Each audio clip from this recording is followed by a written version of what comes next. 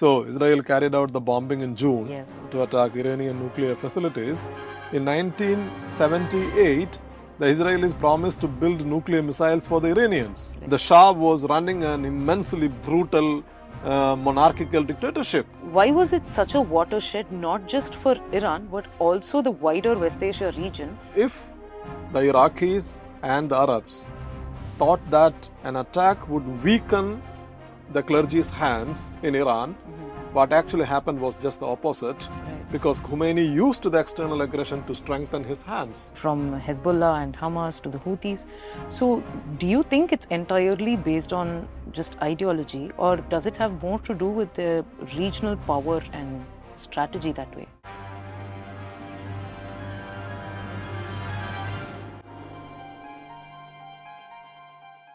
Iran has been at the heart of some of West Asia's most turbulent shifts. At home, it faces recurrent protests led by women and young people, deepening economic strain from international sanctions and an authoritarian system that has proved remarkably resilient. Abroad, it projects power through proxies and alliances, keeping its influence alive despite mounting isolation. In this first part of our Iran series, we look inward.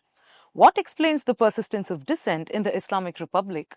How has the regime managed to survive repeated waves of unrest? And what do these domestic pressures mean for Iran's political future? Joining me to discuss this is Stanley Johnny, The Hindu's International Affairs editor. This is Global Faultlines, The Hindu's International Affairs podcast, and I am Sharmada Venkatesubramanian. So, Iran has been a fixture in global politics for decades now. So before we go on with the history of the country and all that, to begin with, why do you think Iran is such a central player in international affairs even today? As a student of international relations, we usually say that if you look at a country or when you study a particular country, two factors that you need to keep in mind. One is, of course, its history, and the second variable is its geography, its map. Right. So you keep the history book and a map together when you study about a particular country. You look at Iran, and it used to be the Persian Empire, and the Persians were a very powerful empire in this region, in Asia, right? I mean, they were as powerful as the Ottomans or the Russians. Yeah. They have declined over the years because Iran today is not like Russia or, other big empires of the past. But it used to be a big empire, and Iran had controlled the Caucasian region, the West Asian heartland and the Caucasian region. And it has survived over the years. And it had survived multiple invasions. And you have what today is the Islamic Republic of Iran. So it has a very tumultuous history, very interesting history. That's one thing. Right. And then secondly, you look at Iran's map. It is, on the one side, you have Afghanistan, which is in the South Central Asia. Yeah. And on the other side, you have Central Asia. On the one side, you have Pakistan. Yeah. So Iran is basically at the meeting point of, South Asia and Central Asia and West Asia. And Iran itself is considered a West Asian country. Right. So it is at the meeting point of three regions of Asia. And if you look at the oil map, oil and gas map, most of the world's oil is concentrated in the Persian Gulf region, right? Like you have the Arab kingdoms today. Yeah. And another country, which is on the one side, it has the Persian Gulf, which is oil rich. And on the other side, it has the Caspian Sea, Yeah. which is enormously rich in gas, right? So you look at the geography, you look at the natural resources. Iran is perhaps the only country that has access to the two critical oil reserves of the world, Right. the Persian Gulf and the Caspian Sea. Yeah. And another point is its cultural importance. Iran is a Shia majority country.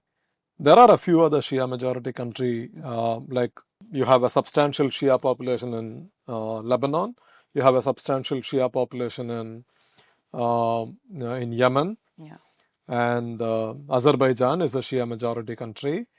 But Iran, it was the heartland of the Shia empire after the Iranian rulers adopted Shiaism, converted to Shiaism. It is the heartland of the Shia world. It's a majority Shia country, and it is today a Shia theocratic republic. Right. So you look at it from a historical point of view, you look at it from a natural resources point of view, from a geographical point of view, from a cultural and religious point of view, this country is enormously significant. Right.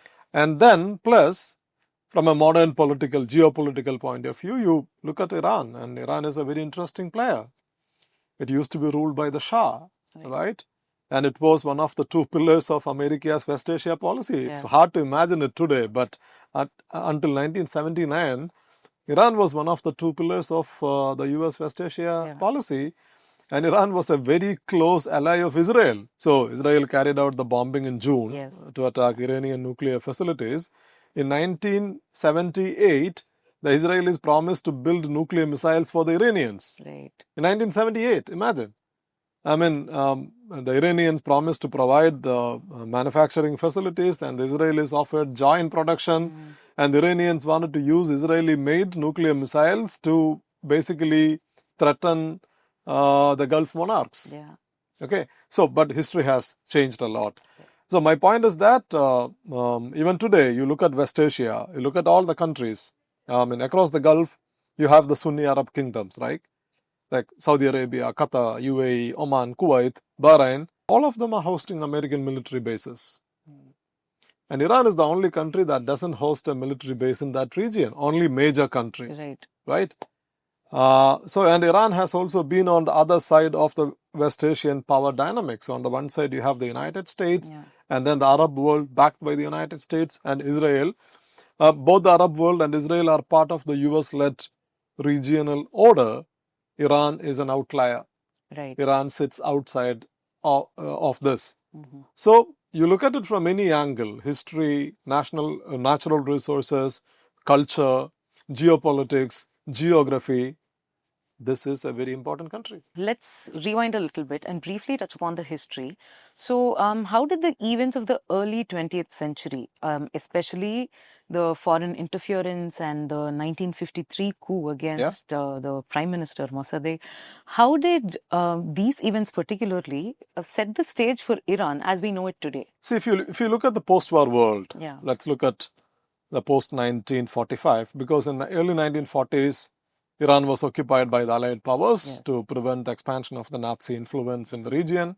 And then after the war, the Shah will re-establish his authority, Shah Reza Pahlavi, who was the controversial king. After the war, Iran witnessed a massive upsurge of nationalist movement. Communists were there. Tudea party, which is the Iranian Communist Party, left-leaning party, was very powerful. And then you had someone like Mohammad Mossadegh, who was a left-leaning nationalist. Mossadegh would become the prime minister in 1951.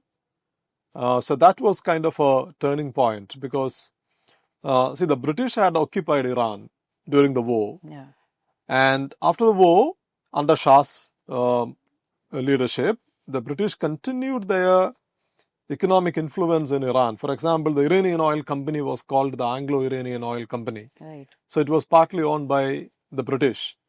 And the British wanted to continue to extract Iranian natural resources. So the left movement of Iran in the late 1950s and late 1940s and early 1950s, they were anti-imperial, like other nationalist movements in the third world.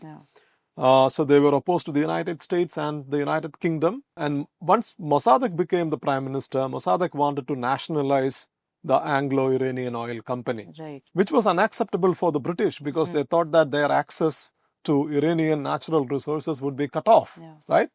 And Mossadegh actually nationalized the Anglo-Iranian Oil Company. He would go ahead with his plan. But the Shah would oppose him because the Shah were kind of a puppet in the hands of the former colonial powers. The Shah would oppose him, and this would lead to some kind of friction between the Shah, who is the head of the state, and the prime minister, the elected prime minister, Mossadegh and Reza Pahlavi. And Mossadegh would resign in 1952, and then the Shah would appoint someone who is much more pliable. But that would lead to massive uprising in Iran in favor of Mossadegh because he was immensely popular. And then the Shah had to reinstate Mossadegh in 1952. So that kind of strengthened the hands of Mossadegh. A left-leaning nationalist leader who wanted to nationalize Iran's national resources, who resigned but was restored under pressure from the people, from the public. Right. So that strengthened his hands. So then he went ahead with his nationalist agenda. So the British were rattled because they thought that they were losing Iran completely. They would turn to the US, Right. CIA. Eisenhower was the president. And then the CIA and the SIS, the British Security Intelligence Services, which is better called MI6, the James Bond agency. So the MI6 and the CIA would come together, and the CIA in 1953, early 1953, would conduct a study, a research study, because it is very well documented, a research study, and they will hold a meeting in Nicosia in Cyprus. And in the study, they would conclude that a coup can be conducted in Iran against Mossadegh. And both the British and the Americans wanted to get rid of Mossadegh. So what they would do is that they would start some kind of, they would start funding money. The CIA recruits in Iran, they would feign themselves as communists and attack the residences of the Shia clerics. Right. Because the clerics and the communists were actually coming together against imperialism. Okay. So there is this Ayatollah Kashani. So he is one of the very famous Ayatollahs of the 1950s. Ayatollah Kashani used to attend the programs of the Tudaya party, the Communist Party.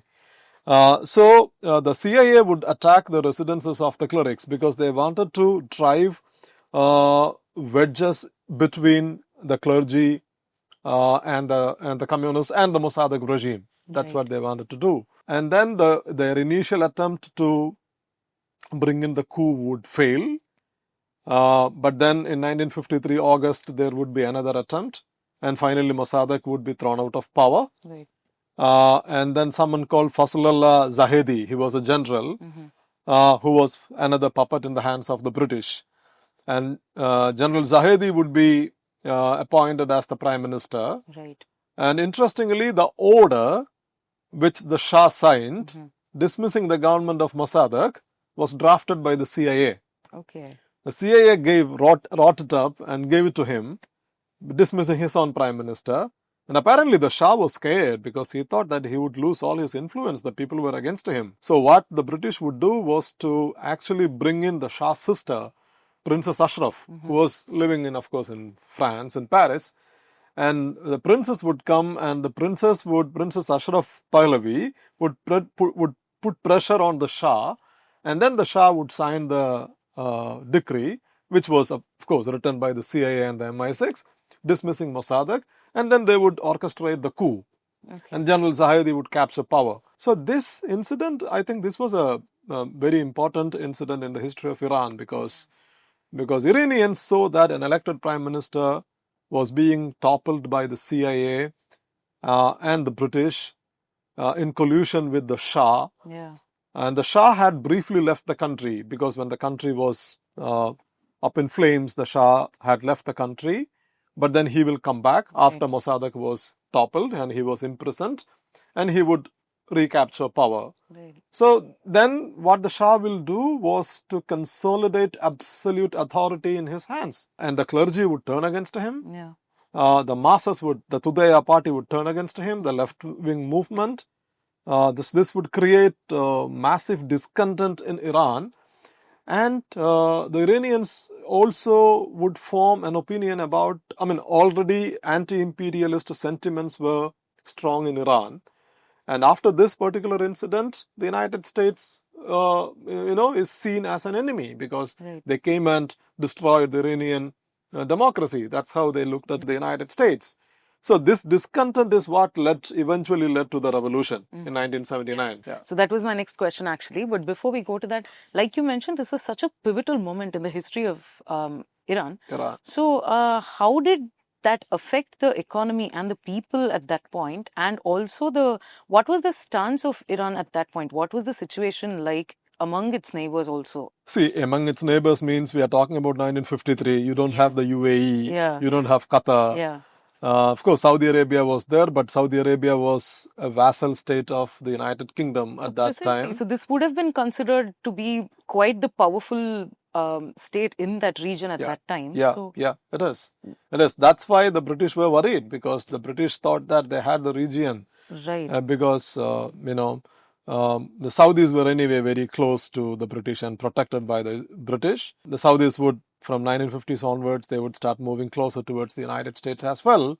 Israel was anyway a British ally, and they would, after Suez, etc., they would start moving towards the United States, which we discussed in our previous Palestine episodes. So the British thought that, the rise of Mossadegh or the Tudaya party in Iran would result in a loss of Iran, that they would lose Iran completely. Right. And the Americans were also worried because they thought that the Soviets were also trying to expand their influence in the region. And with Mossadegh in power, nationalists in power, nationalizing resources, etc., they thought Iran would pivot to the Soviet camp, because we are talking about the early stages of the Cold War. So they wanted to get rid of Mohammad Mossadegh altogether and bring back Shah. Right. But the Iranian people looked at it differently. They looked at the coup as a hostile act. So they did not accept it at all. And Iran, interestingly, Iran has a very, there should be a lesson for Iranian rulers today as well. Iran has this long-running legacy of rebellion in its veins. In the late 19th century, Nasr al-Din Shah, who was the ruler of Iran, the monarch of Iran during the Qajar period, was assassinated inside a mosque in Tehran. Right. In 1905 to 1911.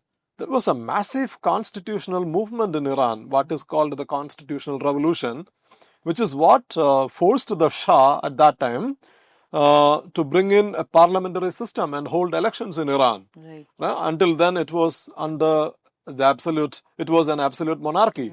Saudi Arabia is still an absolute monarchy. Iran brought in a parliament in 1905. Right. Okay, 100 years ago, more than 100 years ago.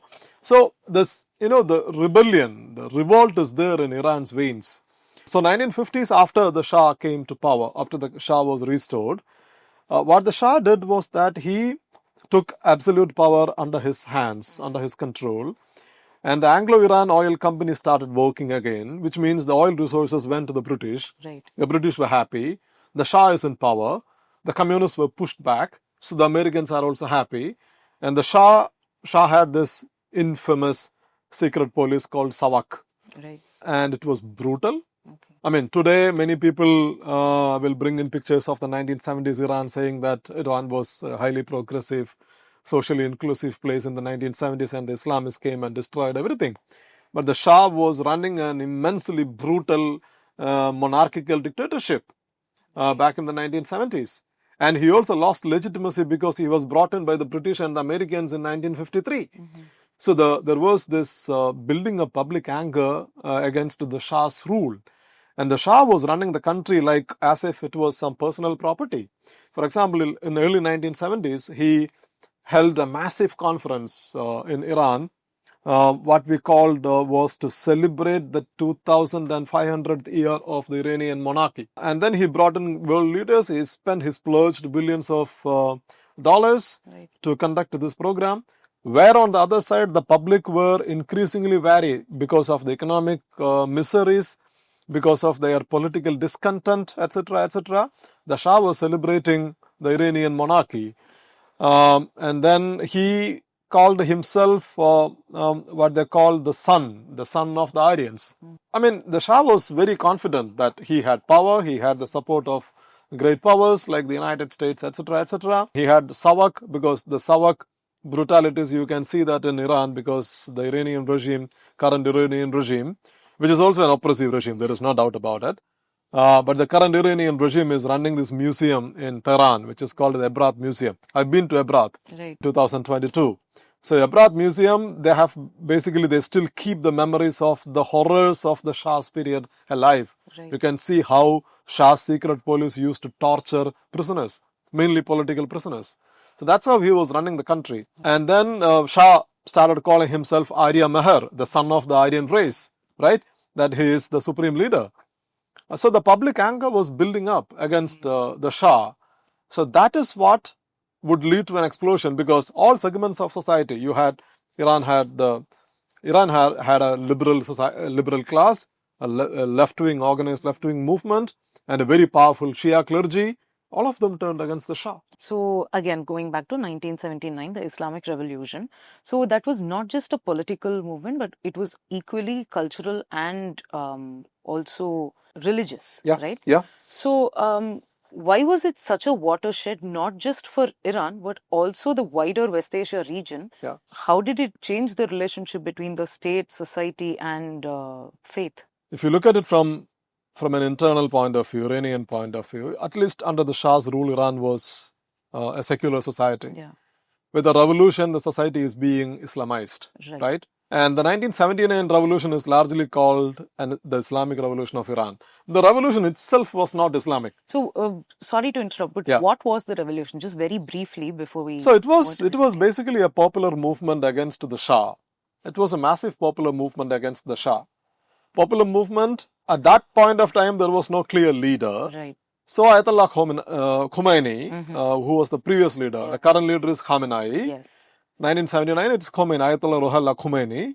So Khomeini was earlier in Najaf in Iraq. He was living in exile. He was basically he was thrown out of the country by the Shah. Right. And then he moved to Paris. So once the protests broke out, and Khomeini, everybody looked up to Khomeini as the leader, because internally there was no proper leadership. And all sections of society participated in the movement. For example, the Tutaya party was there, the communists were there, the left-wing liberals were there, the Iranian women who actively participated in the movement against the Shah. The working class, the unions, the trade unions were there. So the liberals, the left-wingers, as well as the Islamists, the conservatives. Because the clergy was also opposed to the Shah. Because, for their own reasons, Iranian clergy had this long history of actually participating in popular movements against the rulers. So all sections of society actually joined hands against the Shah. And the Shah found it, even in 1953, the Shah had left the country and he was brought back. At this time, there was nobody to bring him back. Right. So the Shah left the country in 1979. So the movement started building up in 1978 itself, right? And early 1979, the Shah had left the country, Mohammad Reza Shah Pahlavi. Khomeini was in Paris. And in February 1979, Khomeini would take a plane from Paris and then he would land in the Mehrabad airport in Tehran. That airport, it's now a small airport. Tehran had a much bigger airport today, which is called the Imam Khomeini Airport. Okay. So he landed in the Mehrabad airport and he was granted a massive welcome by the Iranians, right? So the Shah had gone. There was a bit of a political vacuum in the country. And then Khomeini comes. And Khomeini was very clever. Right. He sensed it as an opportunity to capture power for the Jewry, for the clergy, right? That's what he would do. So he would mobilize the clergy and he would mobilize the masses quickly. And then he would eventually declare an Islamic Republic. See, this is very interesting because Iran is called the Islamic Republic. Why Iran is Republic, right? Iran is not an emirate like in the case of Afghanistan. The answer lies in the movement, the public movement. Right. Because it was not just the Islamists. So Khomeini, even though he captured power in the hands of the Islamists, so he was very well aware that there were multiple sections of society who joined the movement, so he had to give something back. So that's why Iran has elections. So Iran has a very unique political system, right? Yeah. So it has elections, but at the same time, the clergy has absolute power. Yes. So that uniqueness of the system or the diversity of the system is a result of this particular movement. So all sections had come together in opposing the Shah, but once the Shah was gone, the Islamists actually captured the moment and started filling in the vacuum. Right. Because as soon as Khomeini was back in Tehran, what they did was to convert a girls' school in Tehran into the temporary headquarters of the revolution. Right. And then Khomeini would declare that Iran would become the Islamic Republic, etc., because the Shah was seen as an agent of Satan. Okay. And now it's his job to purify the society and build a better state. So that was his promises. And the other side of your question was what implications it had for the regional state-to-state relations. Yes. See, when I talk to my students or friends about European history, when we discuss French Revolution. So it's 1789, right? 1789 when the French Revolution happened. And the subsequent period, you witnessed a prolonged period of conflicts in Europe. Yes. You had pre-Napoleonic wars and Yeah. the Napoleonic wars, and the wars will be wrapped up only in 1815 with the defeat of Napoleon, Yes. right? The reason for these pre-Napoleonic wars and even post-Napoleonic wars was that when France became a republic, right in the late 18th century, look at Europe of that period of time. France was ruled by the Bourbons. And then you had the Romanovs in Russia, imperial family. Yeah. You had the Austro-Hungarians, Habsburgs in Austria-Hungary, Yeah. another imperial family. You, of course, you had the British royal family in Britain. Yes. All of them are very powerful royal families. And in France, the Bourbons, again, a very powerful royal family, was thrown out of power. The queen was beheaded right in front of the public. Yeah. So, I mean, the world witnessed in horror, the world in a sense, the world surrounding France, witnessed in horror the collapse of the monarchy in France. So they didn't want to collapse like that, right? Yeah. The surrounding emperors. So instead what they did, that was immediately declare war against the newly emerging French Republic to throttle that country. Right. And here in the case of West Asia, when Iran, where just 6 years ago, Iran had celebrated the 2500th year of democracy. Compared to that, Saudi Arabia, the monarchy was established only in 1932. The UAE became a modern state just a few years ago. Qatar and Bahrain became modern states a few years ago. How would they feel? So here a monarchy which has been old as 2,500 years, just collapsed under the weight of the public protest. So the surrounding countries were all wary. And also Khomeini's ideology didn't make the case better, because Khomeini believed in this transnational revolution. Because the Iranian TV, after they captured power, started calling monarchy anti-Islamic. Because, basically the Iranians are telling the Saudis that, okay, your king is anti-Islamic. Yeah. It's like that. Right. So they started, airing these messages against monarchy. And what Khomeini called his system was, Vilayat-e Faqih, which is the jurisprudence, the rule of the guardianship of the jurisprudence. So the jurist is the ruler. The cleric is the ruler, right? And his job is to protect the oppressed. So he is kind of bringing in your social science theory into religion. Right. Your social science theory of the clashes between the haves and the have-nots, he blended it with religion and saying that the oppressor is against faith, and the oppressed should mobilize themselves.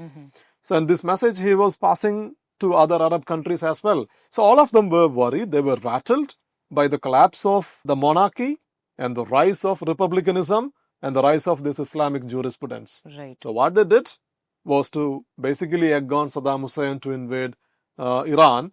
So the revolution happens in 1979, and in 1980, Iraq would invade Iran. So what they all thought was that Iraq could easily pull down the clergy and then bring back the Shah. The Shah's son still wants to go back. We saw that during the recent Israel-Iran conflict. But that didn't happen. Right. So let's talk about the Iran-Iraq war. So first of all, that was a war that went on for almost a decade. 8 years, yeah. Right. So what was that all about in the first place? So the reason is just what I discussed. There were some minor disputes between Iran and Iraq over the border, etc. But that was immaterial. Basically, Saddam Hussein he had just captured power in Iraq. Baath Party was there in power. Saddam just captured power. Saddam was a young dictator. Right. He was also the blue-eyed boy of the CIA. Right. The same Americans. He was very close to the Americans. And the United States was appalled by the revolution in Iran because the Shah was a close American ally. The Shah had left the country. The clergy came to power. Khomeini called the United States the Great Satan. Right. And Israel was the little Satan. Yeah. For the Iranians, right? So the US has lost Iran. And the young revolutionaries had also occupied the American embassy in Tehran, taking the American officers and diplomats hostage, right? And the hostage crisis went on for a year. So the Americans were pretty much upset. So Saddam Hussein is, because Iran shares a long border with Iraq. The Arab kingdoms were also upset. So they all supported Saddam in the war. It started over a minor border dispute, but then it went on, the war. What everybody thought was that Iran was undergoing chaos, right? So that it would be easier for Iraq to bring down the regime and orchestrate the return of the Shah. But the immediate effect was counterproductive because for the clergy, because the Iranians they themselves were facing a lot of internal contradictions. As I said earlier, there were multiple forces at play. And then the clergy captured power. But then the Iraqis are coming. But what Khomeini did very cleverly was that he used the external attack, external aggression to mobilize public opinion in favor of him. So if the Iraqis and the Arabs thought that an attack would weaken the clergy's hands in Iran, what actually happened was just the opposite, because Khomeini used the external aggression to strengthen his hands. He consolidated power because that nationalist sentiments were very powerful, right? Because you can't underestimate nationalism. It's a very powerful ideology. So what Khomeini said was that Iran is under attack and I am the state now. So you defend my hands. You strengthen my hands. And that's what actually happened. The country was in a revolutionary favor. The youth were divided, but still, once Iran was under attack, they started supporting the regime. And inside Iran, the regime turned against their critics. For example, the Communist Party, Tudaya party was finished off. I mean, they came under massive crackdown, state crackdown.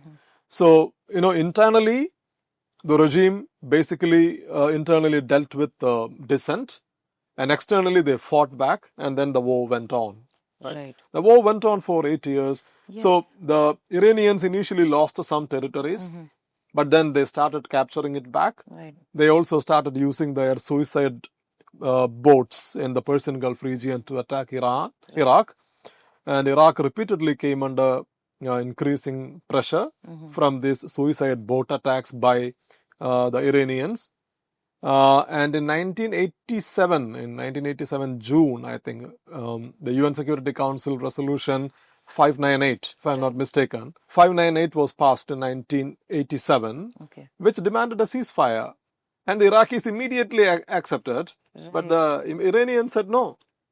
I mean, that is an interesting contradiction. When the Iraqis started the war, they thought that they would meet their objectives rather quickly.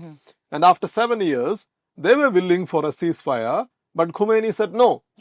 But then the Iraqis started a new offensive, and the United States would start bombing Iranian Navy, actively bombing Iranian Navy in 1988. So when they came under increased military pressure, only then Ayatollah Khomeini said that I will accept the ceasefire, and he said it is like drinking poison. But he said sometimes you have to drink poison, and I am ready to drink poison. So then he accepted the ceasefire in 1988, and the war came to an end. And when the war came to an end, the Iraqis had nothing. Like Iraq was already under massive debt. Because their economy was bleeding out because of the effect of the war. And it was this war that would eventually lead Saddam Hussein to invade Kuwait, and which would lead to his own eventual downfall in 2003, right? So the war will have long-standing consequences for Saddam Hussein rather than for the Iranians. Because on the Iranian side, they used the war to consolidate their own authority, consolidate support among the public, because now there are a lot of historians who believe that if the Iran-Iraq war didn't happen, the clergy would have lost power back in the 1980s itself. But the war gave them a pretext. The war gave them an excuse to consolidate power, use state force against their own rivals, And that's what they did. And like you mentioned earlier, the political situation in Iran is quite unusual, right? Yeah. So, election a president while also having an all-powerful supreme leader. How does that actually work practically? I mean, we usually write in our editorials that Iran's political system is a unique system. Yeah. So unique, it's in an agnostic way, neither positive nor negative. Yes, yeah. Unique means you look at Iran's constitution. It's a small document. My professor used to tell us that when she was teaching us state and foreign policy of Iran. So she made all of us read the constitution. It's a small document. She said it's a very interesting document. Iran has, it's a republic. Yeah. So in republics, usually president is the head of the state. In India, president is the head of the state. Whereas in Saudi Arabia, king is the head of the state. It's a monarchy. Yeah. Iran is a republic. And Iran has an elected president. But president is not the head of the state. Yes, yeah. It is the supreme leader. The president is elected, but the supreme leader is not directly elected by the people. But the supreme leader is the boss, not the president. Right. And if you look at the structure of the Iranian state, okay, you have the supreme leader, right? And you have the presidency, and you have a parliament, what they call Majlis. And then there is this organization, there is this body called the Guardian Council. So the Guardian Council has some 12 members. And 6 of them are appointed by the supreme leader. And the other half is appointed by the Chief Justice. But the Chief Justice is appointed by the supreme leader. Right. Okay. So the supreme leader has direct or indirect control over all the 12 members of the Guardian Council. Right. And it is the Guardian Council that vets the names of all the candidates who are contesting elections in Iran. Okay. So Iran's election process, it's complicated.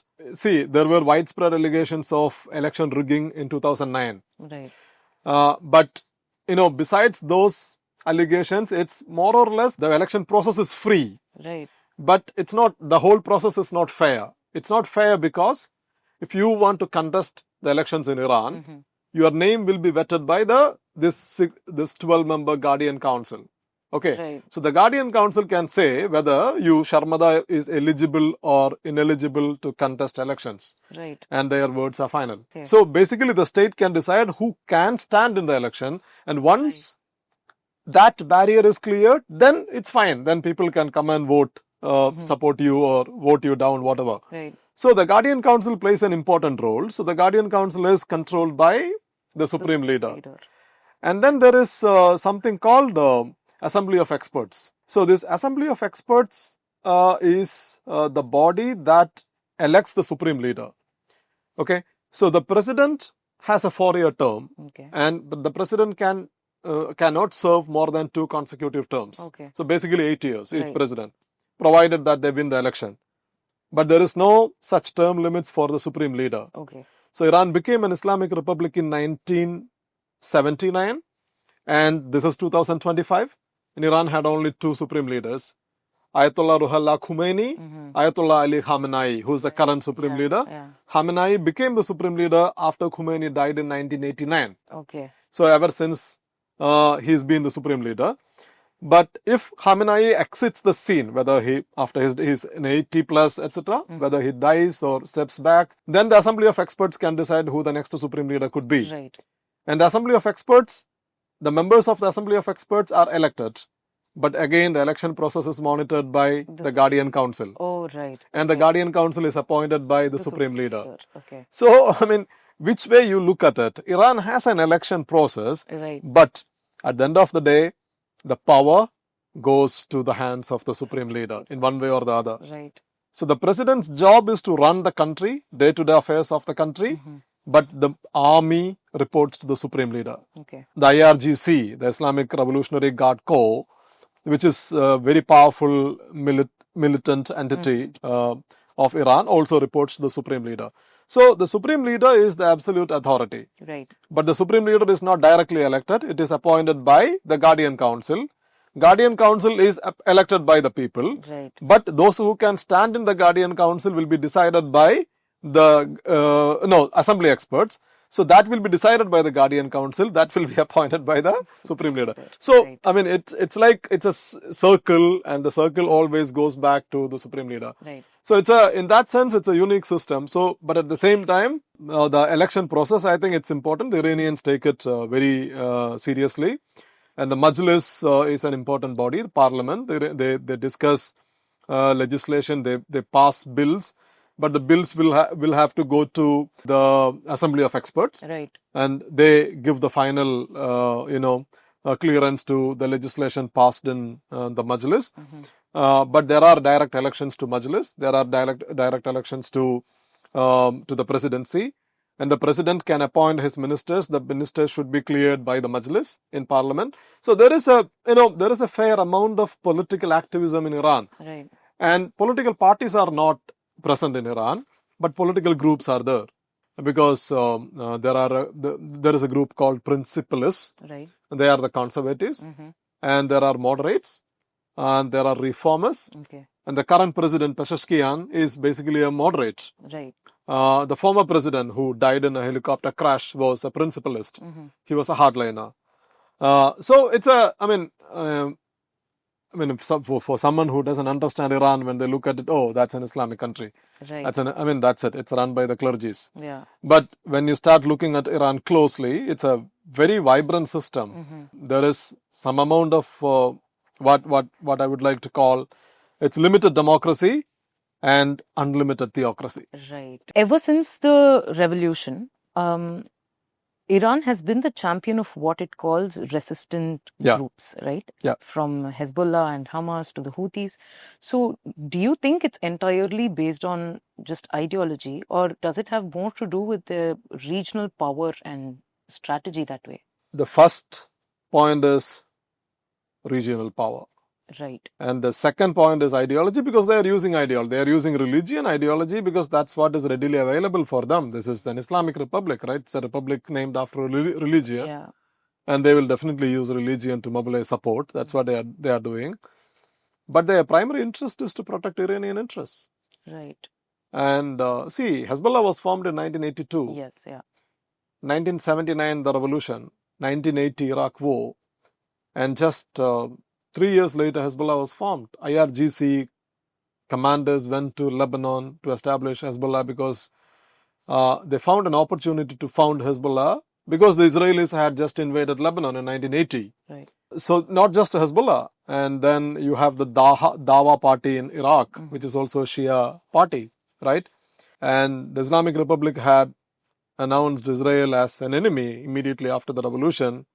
So which means they started supporting Palestinians, particularly the Islamist sections of Palestinians, Hamas, and later Islamic Jihad, etc., because Hamas was founded in 1987. Yes. And Iran's support for Hamas would come in the 1990s, Right. particularly after the collapse of the Oslo process. The point here is that there is, yes, ideological commitment is there, but the primary interest for Iran is that it wanted to protect its own interests. It wanted to expand its influence in the region. And to expand its influence in the region, what the Iranians did was to start funding or establishing, supporting different militant entities in West Asia, Right. which included Hezbollah, which included Hamas, Islamic Jihad, and later on Hashad al-Shabi of Iraq, which included Kataib Hezbollah. And this also included Houthis much later. Right. So what the Iranians call it axis of resistance. So this is basically a nexus of influence as regards Iran is concerned. Yeah. So geopolitics plays a primary role in this. Right. Because Iran, you look at Iran from a conventional point of view, Iran has always been under sanctions. So it faces conventional limitations, unlike Saudi Arabia, which is an American ally. Yeah. They can buy American toys, defense weapons. They can expand their military presence in the region. They make billions out of their oil trade. Iran is not even allowed to do trade, right? Because they are under heavy sanctions. So Iran knows its limitations. So Iran's ability to flex its conventional economic and military muscles was limited. Right. then Iran turned to non-conventional methods to build corridors of influence by supporting or building an axis of resistance. Right. That's what we witnessed. I would like to call it forward defense. Okay. So these organizations were Iran's defense outposts in the region. And that's why Israel is going after them, right? Yeah, Israel is going after Hezbollah. Israel wants to destroy or obliterate Hamas and Islamic Jihad. Yeah. Israel is bombing Houthis. So because Israel knew that once you destroy the axis, you are weakening Iran, and which is true. Yeah. And that's what is happening now. Right. On the note of sanctions, so let's talk about Iran's nuclear deals. Yeah. So Iran's nuclear deals ambitions have been receiving sanctions for decades now. Yeah. Does it make it weaker, the Islamic Republic? Does it make it weaker, or would you say in some sense more resilient? So the sanctions have, of course, turned the Islamic Republic weaker from an economic point of view. Right. Iran has serious economic problems. There's no doubt about it. They are dealing with hyperinflation. Their currency has no real value. 2022, when I was there, I mean, if you are going to the local market, you need to take chunks of currency. Right. Because the Iranian rial lost its value, so they are using another currency called tomar. Effectively, you need dollar. Yeah. So the economic situation is pretty bad, and it's primarily because of the sanctions. Because just across the Gulf, you look at other oil-producing countries, Dubai, Abu Dhabi, the Emirates, or Saudi Arabia, or Qatar, how they are living and what kind of a state the Iranian economy is, and that's primarily because of sanctions. Right. But the Iranians are paying this price also because they remain independent, unlike the Gulf kingdoms who are closely attached, who have attached themselves to the United States, right? The Iranians maintain that independence. So they are paying this price. So, and Iran also realized that because of its conventional challenges that Iran is facing, sanctions and other problems, that it needs to overcome the security challenges, right? So the nuclear program, that's how they start the nuclear program. And once everybody knew about the nuclear program, Iran's position was that its nuclear program was for peaceful purposes. They also claimed that they would not abandon, they would not completely give up the nuclear technology that is developed in-house. Right. And they would rather brave the sanctions imposed on them. But they were open to do a deal with the West through diplomacy. That's what we witnessed in 2015, right? So Iran's nuclear program, if you ask about it, it's a controversial program. There's no doubt about it. The Iranians say that their nuclear program is only for peaceful purposes. And Iran is a signatory of the NPT, Nuclear Non-Proliferation Treaty. So Iran's argument is that as a signatory of NPT, Iran has the rights to have a civilian nuclear program. That's correct. Right. And that's correct. Iran has the right to have a civilian nuclear program. But the critics would argue that, I mean, if you have a civilian nuclear program, how do you enrich uranium up to 60% purity? Why do you have advanced centrifuges, etc., etc.? So that's why the Israelis say that this nuclear program is aimed at making a bomb eventually. The Americans also say that this was a weapons-grade nuclear program. Yeah. So there are different opinions here, right? So the best way to address this was to have a diplomatic solution, and that's what they did in 2015 when Obama was the president. After 2-3 years of talks, the United States, European countries, Iran, and all of these countries came together, Russia, China, and they signed the JCPOA, Joint Comprehensive Plan of Action, as part of which Iran agreed to scuttle its nuclear program, and in return for the West lifting the sanctions. Right. But Donald Trump became president in 2016. And Trump is in bed with the Israelis. The Israelis never liked the nuclear program. I remember an Israeli official telling us here in the Hindu, saying that we would rather prefer a no deal rather than a bad deal. And they called the Iran nuclear deal a bad deal. So they didn't want the nuclear deal to go on. So in 2018, Trump destroyed the nuclear deal unilaterally. When the Iranians were still fully compliant with the terms of the nuclear deal, according to IAEA. And it was after Trump pulled the United States out of the nuclear deal that the Iranians started enriching their nuclear program again. Yeah. And now they have, they have a pretty expanded nuclear program. That's what the Israelis are saying, that they were very close to making a bomb. Right. And they used that as an excuse to launch their attack against Iran in June 2025. Right. Of course, we're going to discuss more about Iran's relations with other countries in the next episode. But Iran is often considered as the troublemaker in the region, in the West Asian region. Yeah. But from the perspective of Tehran, how do you think they view themselves with places like Syria or Qatar or Lebanon or Yemen? Yeah. I mean, it's a narrative, right? Iran is a troublemaker. Israel has bombed 5 countries in the last 22 months. Is Israel a troublemaker? Israel has bombed Lebanon. Israel has bombed Syria. Israel has bombed Iran. Israel has bombed now Qatar. Israel is bombing Yemen. How do you look at Israel? Is Israel a troublemaker? Is anybody calling Israel a troublemaker? So, I mean, there are different narratives, right? Is Iran supporting is Iran supporting Hezbollah? Yes, it is. Iran supporting Hezbollah. Hasn't Hezbollah attacked Israelis? Yes, they have. Is Iran supporting Shia militias in Iraq? Yes, they do. The Popular Mobilization Unit, Hashad al-Shabi, they do. But how did the Popular Mobilization Units crop up? They cropped up in Iraq after the United States invaded Iraq, right? So, if you look at from Iran's point of view, these are subversive activities. There is no doubt about it. But Iran is supporting these groups to enhance its own security. This is how countries do. This is what countries do, right?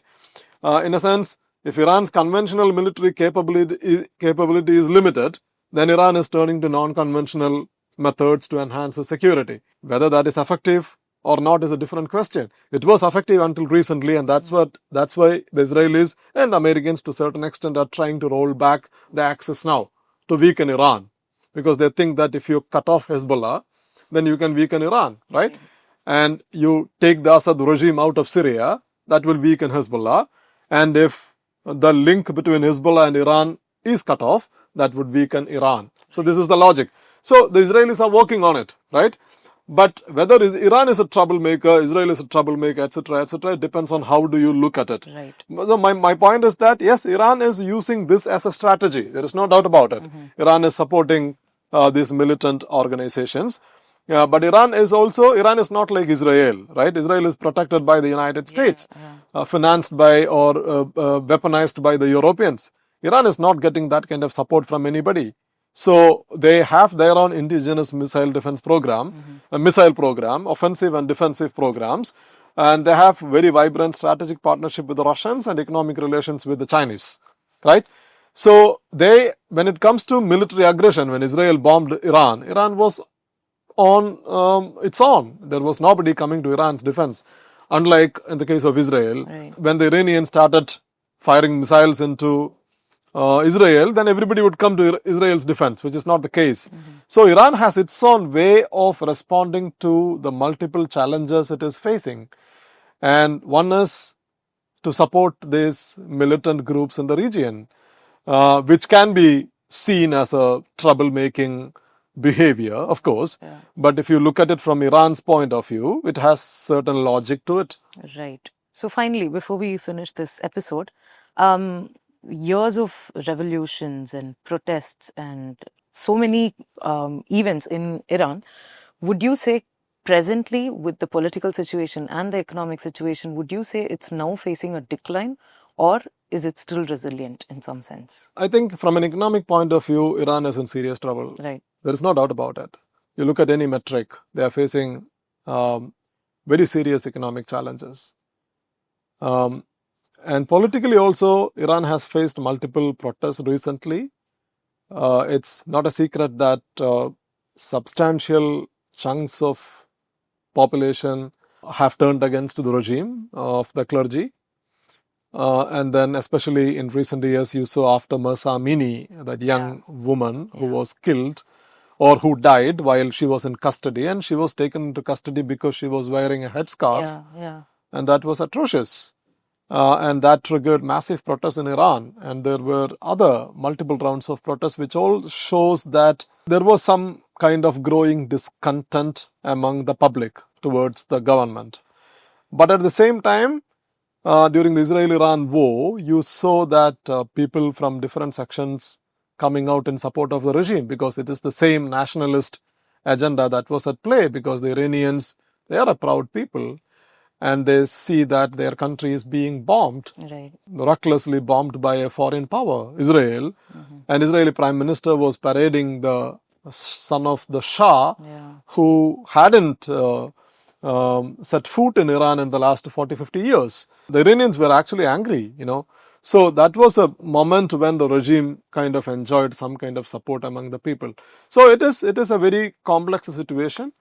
But I think it would depend on how the regime is going to address the economic challenges going forward. Do they face an imminent threat, an immediate threat? I don't think so. Right?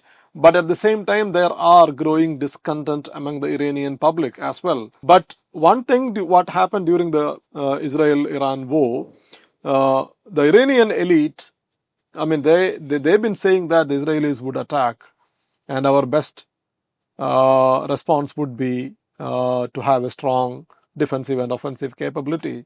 And many people in Iran didn't believe them. They said that the regime was using Israel just as a threat to continue its oppressive rule.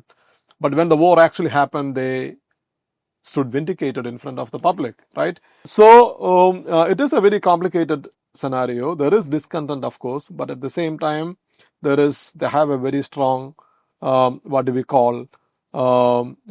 regime has some roots among the public as well. And it goes to the 1979 revolution, because the Shah years were also a horrific experiment as regards the Iranians are concerned. So yes, it is economically in decline, but at the same time, politically they remain active. Right. Yeah. I think that brings us to the end of this episode. Again, we'll discuss much more about the country and its relations in the next one. So thank you. Thank you. Thank you very much. That's it for part 1 of our Iran series. We've unpacked the political and social tensions within the Islamic Republic, from protests and repression to the state's survival strategies. In part 2, we'll turn to Iran's external posture, its regional rivalries, its growing ties with Russia and China, and what its confrontations with the West reveal about the shifting balance of power in West Asia. This is Global Faultlines, the Hindu's international affairs podcast. If you have any feedback or suggestions, write to us at podcasts@thehindu.co.in. Thanks for tuning in.